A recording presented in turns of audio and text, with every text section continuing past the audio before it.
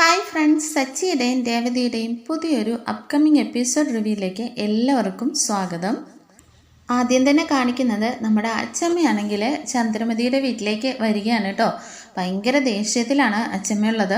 വരുന്നത് ചന്ദ്രമതി മാത്രമാണ് അപ്പോൾ അവിടെയുള്ളത്. ചന്ദ്രമതിയോട് ചോദിക്കുന്നുണ്ട്, എവിടെ നിന്റെ പുന്നാര പുത്രൻ എന്നിങ്ങനെ ചോദിക്കുമ്പോഴേക്കും ചന്ദ്രമതി അത് ശ്രദ്ധിക്കാതെ തന്നെ പെട്ടെന്ന്, അമ്മയോ, അമ്മ എന്താ പറയാതെ വന്നത്? ഓ, ഇനിയിപ്പോൾ എൻ്റെ മകൻ്റെ വീട്ടിലേക്ക് വരണമെങ്കിൽ ഞാൻ ഇനി പെർമിഷൻ എടുത്തിട്ട് വേണോ വരാമെന്ന് ചോദിക്കണം. അല്ലമ്മേ, അതല്ല, അമ്മ എപ്പോഴും വിളിച്ചു പറഞ്ഞിട്ട് ഒന്നെങ്കിൽ സച്ചി വല്ലതും വന്ന് കൂട്ടിക്കൊണ്ടാണല്ലോ വരാറ് പതിവുള്ളത്, അതുകൊണ്ടാണ് ചോദിച്ചതെന്ന് പറയാനേ. അപ്പോഴേക്കും ചന്ദ്രമതി പറയുന്നുണ്ട്, പിന്നെ അമ്മ എന്തെങ്കിലും വിശേഷം ഉണ്ടെങ്കിൽ മാത്രം ഇങ്ങോട്ടേക്ക് വരാറുള്ളല്ലോ, അതുകൊണ്ടാണ് ഞാൻ ചോദിച്ചത്. ഓ, എനിക്കിപ്പോൾ വിശേഷമൊന്നും പ്രത്യേകിച്ച് തോന്നിയിട്ടില്ല, എനിക്ക് ഇങ്ങോട്ടൊന്ന് വരണമെന്ന് തോന്നി. പിന്നെ ഇവിടെ നടക്കുന്നതെല്ലാം പുതിയ പുതിയ കാര്യങ്ങളാണല്ലോ, അപ്പോൾ പിന്നെ എല്ലാവരെയും ഒന്ന് കണ്ടിട്ട് പോകണമെന്ന് ഓർത്തിട്ടാണ് വന്നതെന്ന് പറഞ്ഞിട്ട് അച്ഛമ്മ ഇങ്ങനെ ഭയങ്കര ദേഷ്യത്തിലേക്കാണ് കേട്ടോ. അപ്പോൾ ചന്ദ്രമതി പറയുന്നുണ്ട്, അല്ല അമ്മ ചോദിച്ചല്ലോ പുന്നാരപുത്രൻ എവിടെയെന്ന്, അത് ആരെക്കുറിച്ചിട്ടാണ് ചോദിച്ചത്? എന്തായാലും നീ നിൻ്റെ മക്കളിൽ സച്ചിയെ മകനായിട്ട് അംഗീകരിച്ചിട്ട് പോലും ഇല്ലല്ലോ. പിന്നെ പുന്നാരപുത്രൻ എന്ന് പറയുമ്പോൾ അതിനകത്ത് ശ്രീകാന്തും പെടില്ല. അപ്പോൾ അവൻ തന്നെ നിൻ്റെ സുധിയുണ്ടല്ലോ, അവനെക്കുറിച്ച് തന്നെയാണ് ഞാൻ ചോദിച്ചത്. സുധിയോ, മോനെ അച്ഛമ്മ വന്നിരിക്കുന്നു, മോൻ ഇങ്ങോട്ടേക്ക് ഇറങ്ങി വാന്ന് പറഞ്ഞിട്ട് ചന്ദ്രമതി ഇങ്ങനെ നീട്ടി വിളിക്കുകയാണ് കേട്ടോ. അപ്പോഴേക്കും സുധി പെട്ടെന്ന് തന്നെ മുകളിൽ നിന്ന് ഇറങ്ങി വരുന്നുണ്ട്. അച്ഛമ്മ എപ്പോഴാണ് വന്നതെന്ന് പറഞ്ഞിട്ട് ഭയങ്കര അച്ഛമ്മയെ സ്വീകരിക്കുന്ന രീതിയിലാണ് കേട്ടോ ഇറങ്ങി വരുന്നത്. ശ്രുതിയുടെ പുറകെ തന്നെ ശ്രുതി ഇറങ്ങി വരുന്നുണ്ട് കേട്ടോ.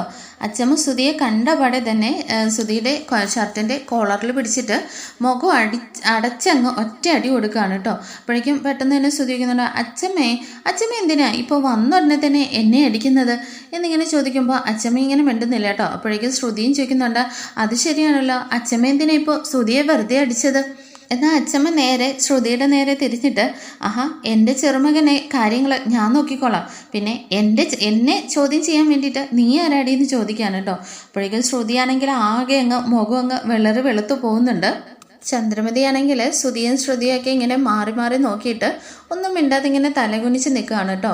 അച്ഛമ്മയുടെ ദേഷ്യത്തിന് കാരണം എന്താണെന്ന് ആർക്കും അറിയില്ലല്ലോ. ഈ സമയം രേവതി അങ്ങോട്ടേക്ക് വരുന്നുണ്ട്. അല്ല അച്ഛമ്മ എന്താ എല്ലാവരോടും ഇങ്ങനെ പെട്ടെന്ന് തന്നെ ദേഷ്യപ്പെടുന്നത്?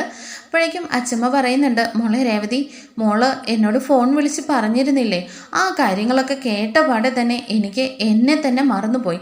എനിക്കിവിടെ ആ നിമിഷം എത്തിച്ചേരണമെന്നേ ഉണ്ടായിരുന്നുള്ളൂ.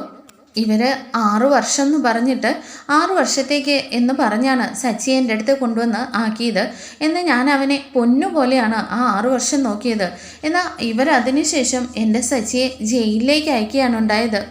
എന്നാൽ ഇപ്പോൾ ഇതൊന്നും എൻ്റെ സച്ചിമോൻ ചെയ്തതല്ല എന്നറിഞ്ഞപ്പോൾ ഞാൻ ആകെ തകർന്നു പോയിന്ന് അച്ഛമ്മ പറയാണ് കേട്ടോ.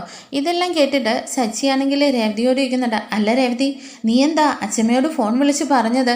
സച്ചിയേട്ടാ, അത് പിന്നെ സച്ചിയേട്ടൻ എന്നോട് രാത്രി പറഞ്ഞ ആ കാര്യങ്ങളൊക്കെ ഞാൻ അച്ഛമ്മയോട് വിളിച്ച് പറഞ്ഞിരുന്നു. എന്നാൽ അച്ഛമ്മയ്ക്ക് ഈ കാര്യങ്ങളെല്ലാം അറിയാവുന്നതാണ് ഞാൻ കരുതിയിരുന്നത്.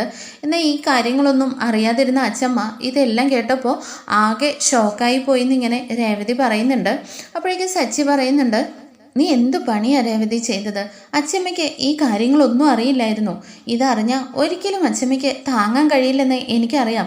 അതുകൊണ്ടാണ് ഇത്രയും നാൾ ഞാൻ അച്ഛമ്മയിൽ നിന്ന് പോലും ഈ കാര്യങ്ങൾ മറച്ചു വെച്ചത്. ഇത് കേട്ടിട്ട് ചന്ദ്രമതി ഭയങ്കര ദേഷ്യത്തോടു കൂടി രേവതിയുടെ അടുത്തേക്ക് വരുന്നുണ്ട് കേട്ടോ. അല്ലടി, നീ എന്താ അമ്മയോട് വിളിച്ച് പറഞ്ഞതെന്ന് ചോദിക്കാണ് കേട്ടോ.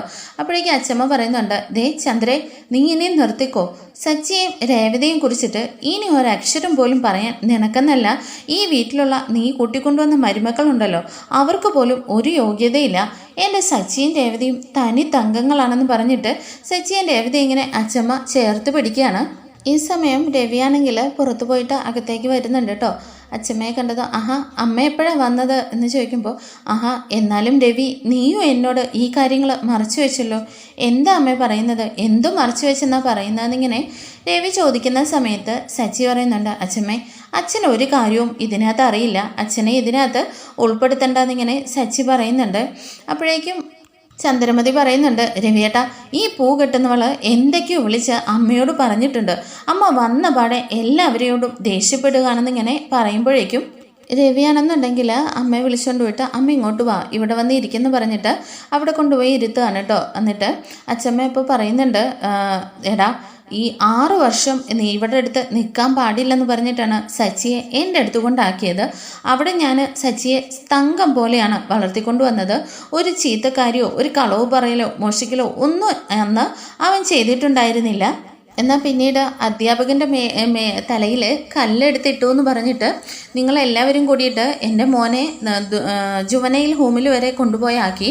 എന്നാൽ ഇതെല്ലാം എൻ്റെ വളർത്തു ദോഷം കൊണ്ടാണെന്ന് അന്ന് ചന്ദ്ര എന്നെ ഒരുപാട് പറഞ്ഞിരുന്നു. എന്നാൽ ഇപ്പോൾ ഈ ചെയ്തതെല്ലാം ഈ ചന്ദ്രയുടെ പുന്നാര മകനായ സുധിയുണ്ടല്ലോ, അവനാണ് ചെയ്തതെന്ന് ഇങ്ങനെ അച്ഛമ്മ പറയുമ്പോഴേക്കും രവി പെട്ടെന്ന് തന്നെ അങ്ങ് ഞെട്ടിപ്പോവാണ് കേട്ടോ. അമ്മ എന്തൊക്കെയായിട്ട് അച്ഛമ്മ പറയുന്നുണ്ട്, ഇനിയിപ്പോൾ ആരും എന്നിൽ നിന്ന് ഒന്നും ഒളിക്കണ്ട, ഞാൻ എല്ലാ സത്യങ്ങളും അറിഞ്ഞിട്ട് തന്നെയാണ് വന്നിരിക്കുന്നതെന്ന് പറയാണ്. അപ്പോഴേക്ക് ചന്ദ്രമതി പറയുന്നുണ്ട്, ഓ ഈ പൂ കെട്ടുന്നവളെ എന്തൊക്കെയോ അച്ഛമ്മയോട് വിളിച്ച് പറഞ്ഞിരിക്കുകയാണ്.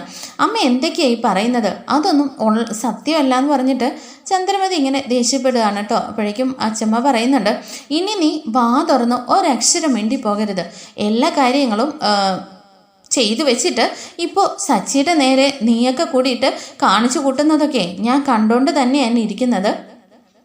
അത്രയും നാൾ എൻ്റെ മോൻ ചെയ്യാത്ത തെറ്റിന് ആ ജയിലിൽ പോയി കിടന്നിട്ട് എത്രത്തോളം ബുദ്ധിമുട്ടുകൾ അനുഭവിച്ചിട്ടുണ്ടായിരിക്കും. അതിൻ്റെ പേരിൽ ഇന്ന് നീ അവനെ ക്രൂശിക്കുന്നില്ലെന്ന് ചോദിക്കുകയാണ്. അച്ഛമ്മയാണെങ്കിൽ ചന്ദ്രമതിയുടെ നേരെ ചെന്നിട്ട് പറയുന്നുണ്ട്, നിൻ്റെ ഈ പുന്നാര മോനുണ്ടല്ലോ, ഇവൻ ചെറുപ്പത്തിലെ തൊട്ട് തന്നെ കള്ളത്തരങ്ങൾ കാണിച്ചു തുടങ്ങിയിട്ടുള്ളതാണ്. കുഞ്ഞിലെ ഇവർ തൊട്ടടുത്ത വീട്ടിലെ ഒരു കുട്ടിയുടെ വീഡിയോ ഗെയിം എടുത്തുകൊണ്ട് വന്ന് കളിച്ചുകൊണ്ടിരുന്ന സമയത്ത് വീട്ടുകാർ അന്വേഷിച്ച് വരുന്ന സമയത്ത് സച്ചിയുടെ കയ്യിൽ അത് പെട്ടെന്ന് കൊടുത്തിട്ട് പാത്തിരുന്ന് സച്ചിയുടെ മേലിൽ പഴി പോട്ടവനാണ് ഇവൻ. പിന്നെയെന്ന് വെച്ചാൽ അന്നിൻ്റെ ഈ കള്ളത്തരങ്ങളെല്ലാം കാണിച്ചിട്ട് വലുതായിട്ട് പോലും അവൻ നന്നായിട്ടില്ലെന്നുള്ളതിന് തെളിവാണ് നിന്റെ 50 ലക്ഷം രൂപയും ഇത്രയും വലുതായി പഠിപ്പും വിദ്യാഭ്യാസവും ഒക്കെ ഉണ്ടായിട്ടും എടുത്തുകൊണ്ട് പോയ ഈ കള്ളനെ നീ ഇനിയും വിശ്വസിച്ചിരിക്കുകയാണ് ചന്ദ്രേന്നിങ്ങനെ അച്ഛമ്മ ചോദിക്കുന്നുണ്ട്. ചന്ദ്രമതിക്കാണെങ്കിൽ ഇതെല്ലാം കൂടെ കേട്ടിട്ട് എന്ത് ചെയ്യണമെന്ന് പോലും അറിയാതെ ഇങ്ങനെ നിൽക്കുകയാണ് കേട്ടോ. എന്നിട്ട് സുധിയുടെ കോളറിന് കയറി കുത്തിരി പിടിച്ചിട്ട് ചന്ദ്രമതി ചോദിക്കുന്നുണ്ട്, എന്താടാ ഈ കേൾക്കുന്നതൊക്കെ, സത്യമാണോ ഈ പറയുന്നതെല്ലാം? നീ കാരണം ഓരോ ദിവസവും എല്ലാവരുടെയും മുമ്പിൽ നാണം കിട്ടുകൊണ്ടിരിക്കുകയാണ് ഞാൻ. സത്യം പറയടാ, നീ ഈ പറയുന്നതൊക്കെ ഇവരെല്ലാം പറയുന്നത് ശരിയാണോ എന്ന് ചോദിച്ചിട്ട് വീണ്ടും സുധിക്കിട്ട് അടിക്കുകയാണ് കേട്ടോ. അപ്പോഴേക്കും സുധി അമ്മേന്നിങ്ങനെ ഞാനെന്ന് പറഞ്ഞിട്ട് ഇങ്ങനെ പരുമുന്ന സമയത്ത് ചന്ദ്ര പറയുന്നുണ്ട്, എടാ എല്ലാവരുടെയും മുമ്പിൽ ഞാൻ വളർത്തിയ മകൻ നല്ല നിലയിലെത്തിയിട്ടുണ്ട്, അവൻ നല്ല മകനാണെന്നൊക്കെ പറഞ്ഞ് എത്ര അന്തസ്സോടു കൂടിയാണ് ഞാൻ ഇതുവരെ ജീവിച്ചത്. നീ അതെല്ലാം നശിപ്പിച്ച് കളഞ്ഞല്ലോടാ. ആ 50 ലക്ഷം രൂപ കട്ടെടുത്തോണ്ട് പോയപ്പോൾ തന്നെ ഞാൻ നിന്നെ മനസ്സിലാക്കണമെന്ന് പറഞ്ഞിട്ട് ചന്ദ്രമതിക്ക് ഇങ്ങനെ കരയുന്നുണ്ട് കേട്ടോ. സുധി ആ സമയം പറയുന്നുണ്ട്, അമ്മ എന്നോട് ക്ഷമിക്കമ്മേ. അപ്പോഴേക്കും ചന്ദ്ര ചോദിക്കുന്നുണ്ട്, അതൊക്കെ അവിടെ നിൽക്കട്ടെ, നീ എന്നോട് ഒരു കാര്യം മാത്രം പറ, നീയാണോ അന്ന് ഹെഡ് മാസ്റ്ററിൻ്റെ തലയിൽ എല്ലായിടത്തേന്ന് ചോദിക്കുകയാണ് കേട്ടോ. അപ്പോഴേക്കും സുധി പറയുന്നുണ്ട്, അമ്മേ അത് പിന്നെ ഞാനായിരുന്നു എല്ലാ ദിവസവും ക്ലാസ്സിൽ ഫസ്റ്റ് ആയിട്ടുണ്ടായിരുന്നത്. അപ്പോൾ ഈ സച്ചിയുടെ ഫ്രണ്ടായിട്ടുണ്ടായിരുന്ന ഒരുത്തനുണ്ടല്ലോ, അവൻ എന്നെ കയ്യിൽ ടോപ്പ് മാർക്ക് മേടിച്ചിട്ട് എന്നെ കളിയാക്കുകയാണ് ചെയ്തത്. അപ്പോൾ എനിക്കത് സഹിക്കാൻ കഴിഞ്ഞില്ല അമ്മേ. അവൻ്റെ തലയിലേക്ക് കല്ലിടാൻ വേണ്ടിയിട്ടാണ് ഞാൻ ഇട്ടത്.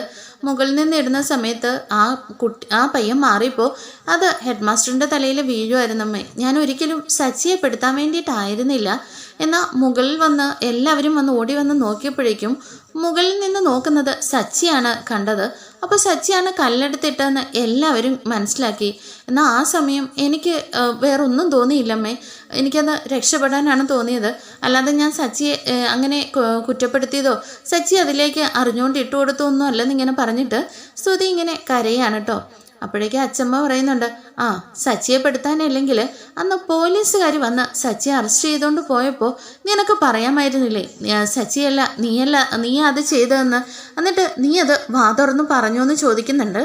അത് അച്ഛമ്മേ, അന്ന് ഞാൻ തുറന്നു പറഞ്ഞിരുന്നെങ്കിൽ സച്ചിക്ക് പകരം എന്നെ പോലീസുകാർ കൊണ്ടുപോകുന്നുള്ള ഭയത്തിലാണ് ഞാൻ പറയാതിരുന്നതെന്ന് പറയാണ് കേട്ടോ. അത് തന്നെയാടാ നിന്റെ കള്ളത്തരം. അന്ന് നീ സച്ചിയുടെ ജീവിതമാണ് നശിപ്പിച്ചത്.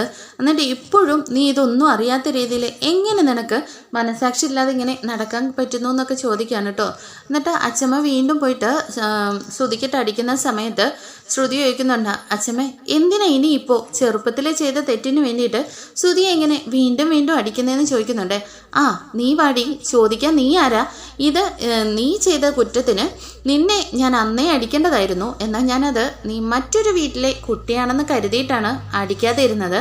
എന്നാൽ ഇപ്പോൾ ഇത് എൻ്റെ പേരക്കുട്ടിയാണ്. ഇവനെ ഞാൻ അടിക്കുവോ കൊല്ലുവോ എന്താന്ന് വെച്ചാൽ ചെയ്യും. അതിൻ്റെ കാര്യത്തിൽ നീ ഇടപെടാൻ വരണ്ടെന്ന് പറഞ്ഞിട്ട് ശ്രുതിയുടെ വായടുപ്പിക്കുകയാണ് കേട്ടോ അച്ചമ്മ. ഈ സമയം ചന്ദ്രമതിയാണെങ്കിൽ ശ്രുതിയോട് പറയുന്നുണ്ട്, ഇനി ഒരിക്കലും നീ എൻ്റെ മുഖത്ത് നോക്കിയിട്ട് അമ്മയെന്ന് വിളിക്കില്ലെന്ന്. അമ്മേ, അത് ഞാൻ അമ്മയല്ലാതെ ഈ ലോകത്തിൽ ഞാൻ മറ്റാരെയും ഇതുപോലെ സ്നേഹിച്ചിട്ടില്ല എന്നൊക്കെ ഇങ്ങനെ ശ്രുതി പറയുന്ന സമയത്ത് ചന്ദ്ര പറയുന്നുണ്ട്, ഇനി മതി, നീ ഇത്രയും നാൾ എന്നെ പറ്റിച്ചതും വഞ്ചിച്ചതും എല്ലാവരുടെയും മുമ്പിൽ നാണം കെടുത്തിയതും പോരാഞ്ഞിട്ടാണോ ഇനി പറഞ്ഞിട്ട് ചന്ദ്രമതി ഇങ്ങനെ ദേഷ്യപ്പെടുകയാണ് കേട്ടോ. അപ്പോഴേക്കും രേവതി വന്നിട്ട് ചന്ദ്രമതിയോട് പറയുന്നുണ്ട്, അമ്മയ്ക്ക് ഈ കാര്യത്തിൽ എന്താണ് ഇനി പറയാനുള്ളത്? ചെയ്യാത്ത കുറ്റത്തിന് എൻ്റെ സച്ചിയേട്ടൻ ഇത്രയും നാൾ നരകിച്ചില്ലേ? ഇനിയിപ്പോൾ അമ്മ ഇതെല്ലാം കണ്ടുകൊണ്ടിരുന്നിട്ട് അമ്മ എന്താണെന്ന് വെച്ചാൽ ഇനി പറയുന്നു പറഞ്ഞിട്ട് രേവതി പറയുന്നുണ്ട്, ഞാൻ വിവാഹം കഴിഞ്ഞ് ഈ വീട്ടിൽ വന്ന അന്ന് തൊട്ട് ഞാൻ ശ്രദ്ധിക്കുന്നതാണ്. അമ്മ സച്ചിയേട്ടനെ ഒരു സ്നേഹത്തോടെ ഒരു നോട്ടം പോലും നോക്കിയിട്ടില്ല. സച്ചിയേട്ടനോട് അത്രത്തോളം ക്രൂരതയാണ് അമ്മ കാണിച്ചിട്ടുള്ളത്. ചെയ്യാത്ത തെറ്റിന് സച്ചിയേട്ടൻ നീറിയാണ് ഓരോ ദിവസവും കഴിഞ്ഞുകൊണ്ടിരിക്കുന്നത്. പിന്നെ അമ്മ തന്നെയല്ലേ ജാതകം മോശമാണെന്ന് പറഞ്ഞ് സ്വാമിജിയുടെ അടുത്ത് പോയിട്ട് സച്ചിയേട്ടനെ കൊണ്ടുപോയി 6 വർഷം അച്ചമ്മയുടെ അടുത്ത് ആക്കിയത്.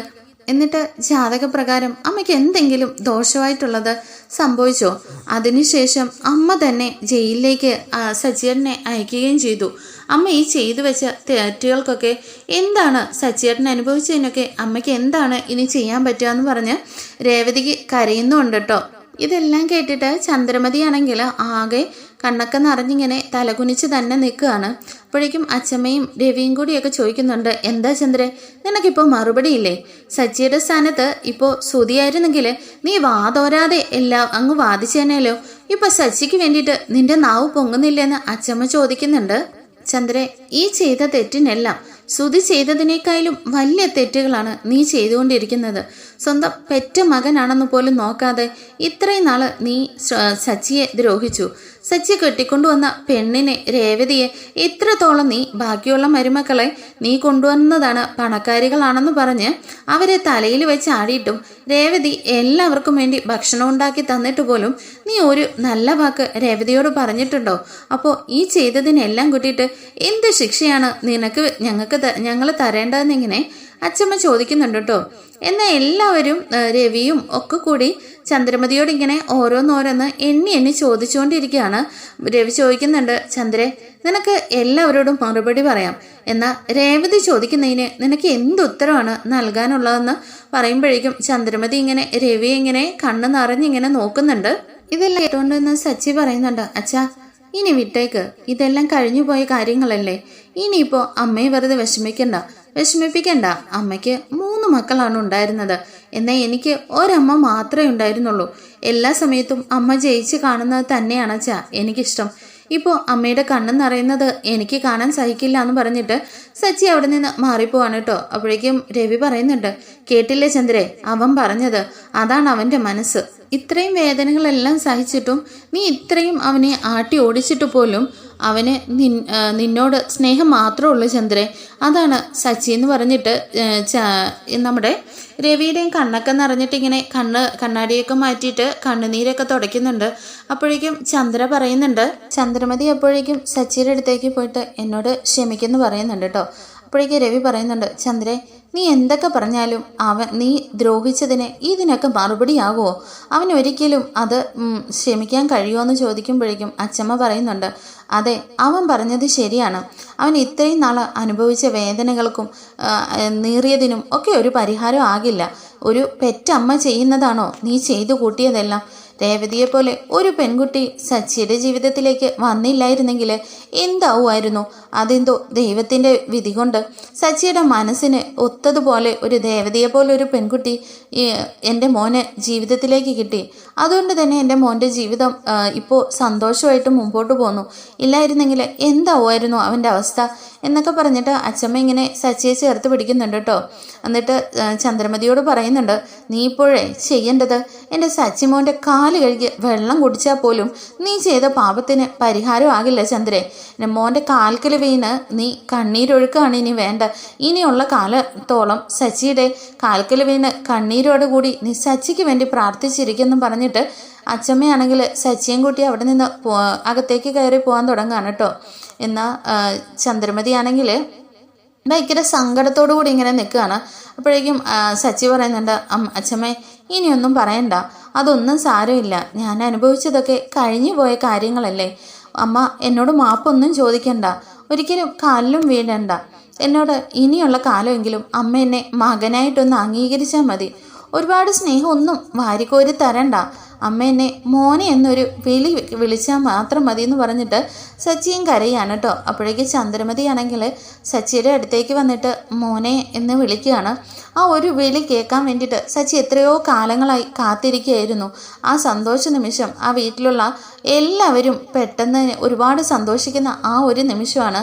പക്ഷേ വീട്ടിൽ രണ്ടുപേരൊഴികെ അതാരാണെന്നുള്ളത് എല്ലാവർക്കും അറിയാമല്ലോ.